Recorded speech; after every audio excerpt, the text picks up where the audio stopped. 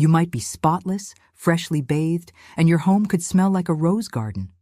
But there's one forgotten spot most seniors completely overlook, and it's making you smell older than you are.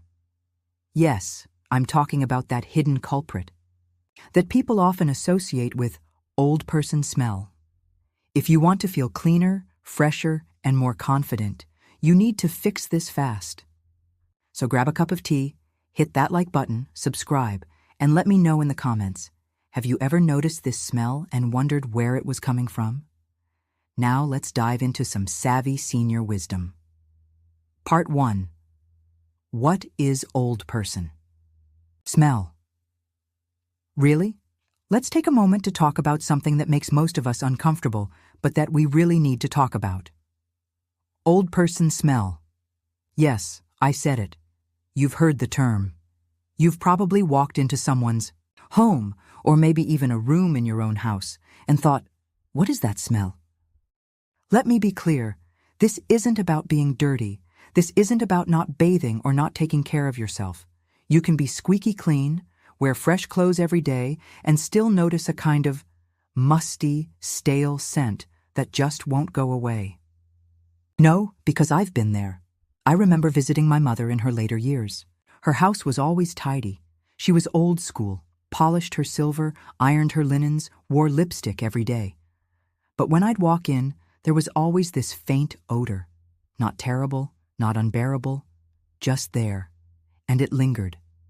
It turns out, scientists have an answer for it.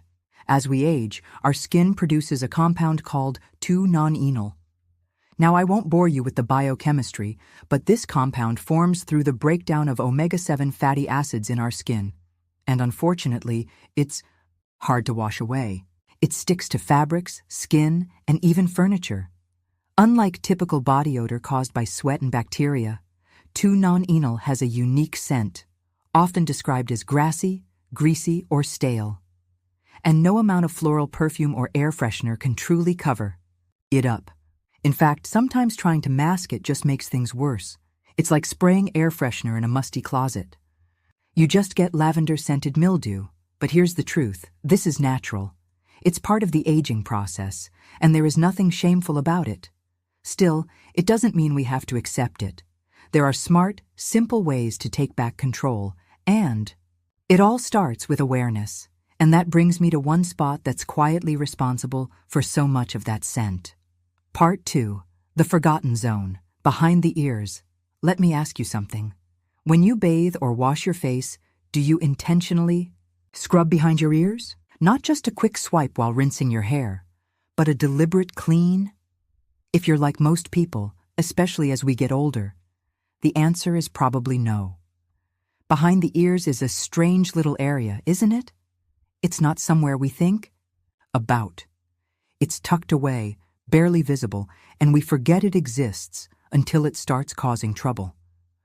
But this hidden zone is a prime location for odor-causing buildup. Why?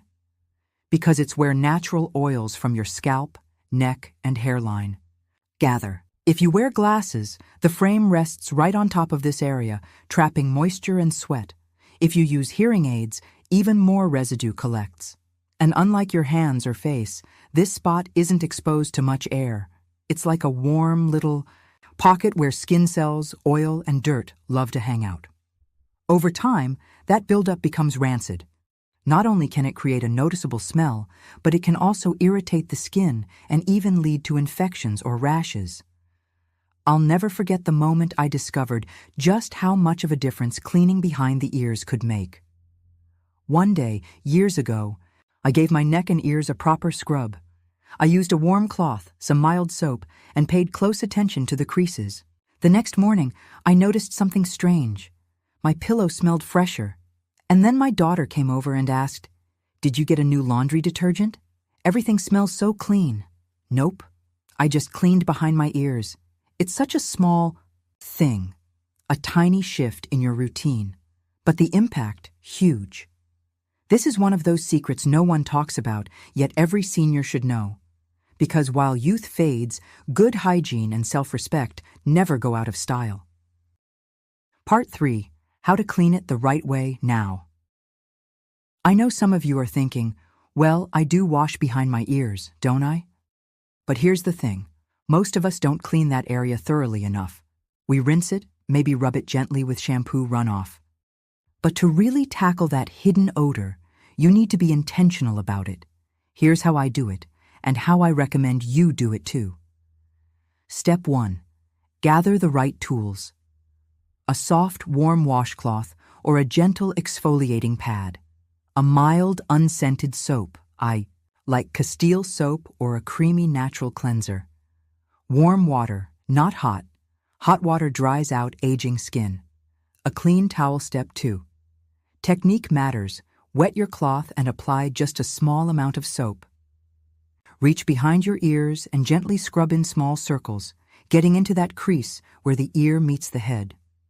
Be sure to move down toward your neck because oil often travels. Don't forget to go over the top of the ear too. That's another sneaky spot for buildup. You don't need to scrub like you're sanding a floorboard, just a firm, mindful clean. Step 3. Rinse and dry. Use clean water to rinse the area thoroughly, then pat it dry with a fresh towel. Moisture trapped in that area is a recipe for odor and irritation, especially if you wear hearing aids. Step 4. Maintenance. Do this daily if you can, especially in warmer months. If you're using products like perfume or hairspray, be sure none of it is settling behind your ears. That stuff accumulates quickly. Optional step. Natural deodorizing. Once a week, you can swipe the area with a little witch hazel on a cotton pad to keep it extra fresh. Or if your skin can handle it, a bit of diluted apple cider vinegar works wonders. Trust me, this simple routine takes less than a minute, but the confidence boost is enormous. No more second-guessing yourself when someone leans in for a hug. No more wondering if your home smells like grandma's attic. This is senior wisdom in action. Small habits, big rewards. Part 4. The other sneaky smell zones. People forget. Now that we've tackled behind the ears, let's look at other places that don't get nearly enough attention, and yet play a major role in that elderly odor people talk about. I'll say it again. It's not about being unclean. It's about how our bodies change as we get older, and how those changes affect where smells linger. So here are some top culprits you need to keep an eye on. The nape of the neck. This one's a biggie, especially for women who wear their hair down or use hair products. That little spot where your hairline meets your neck, it traps sweat, oil, and styling spray. It's like a hidden sponge for scent. If you wear scarves or collars, that area gets even less air and the odor builds up fast. Quick tip? Use a warm washcloth in the evening, just on that area before bed. It makes a world of difference. Under the breasts and in skin folds, all right, let's talk about something real. Skin folds. As we age, our skin loses elasticity. We might have more soft areas where skin touches skin, like under the breasts, the stomach, or the upper thighs. These folds become little humidity pockets, and when sweat and skin cells collect in there, bacteria throw a party, and that's where odor lives. Try using a gentle body powder or even medicated powder after cleaning and drying thoroughly.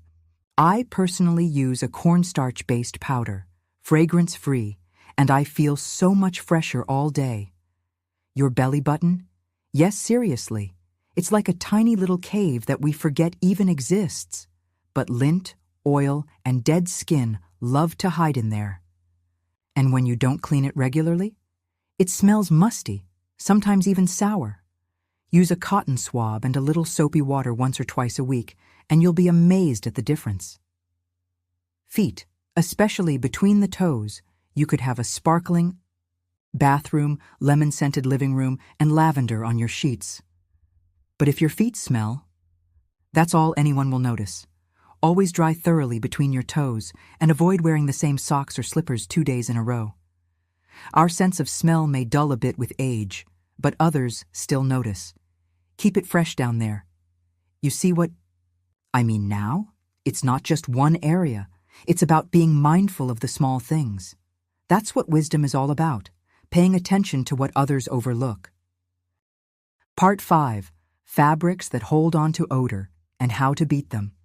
Now, even if your body is clean as a whistle, there's one silent odor trap that sneaks up on all of us. Fabrics. And I'm not just talking about clothes. I'm talking pillows, recliners, couch cushions, throws, scarves, mattress covers. Anything that touches our skin and rarely gets washed.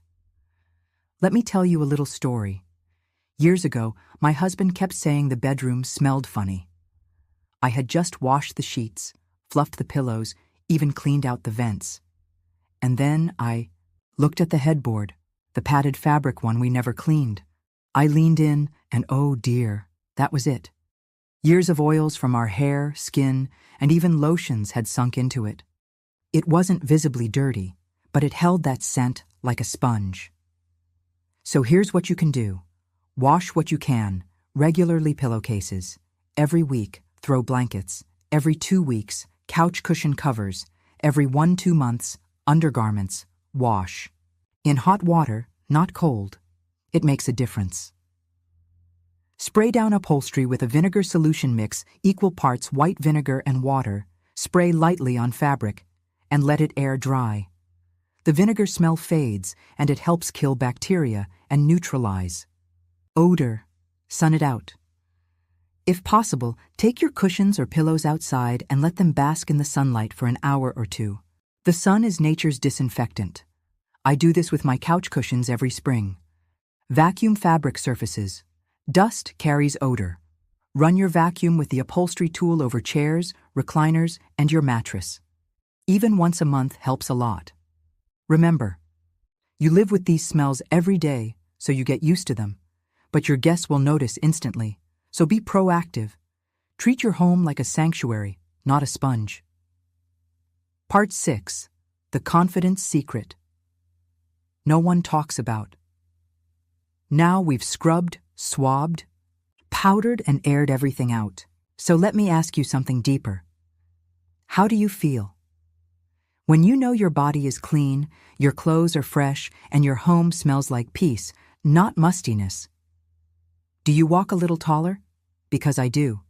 There's this quiet, sacred confidence that comes from knowing you are put together, head to toe. It's not about being fancy. It's about being intentional.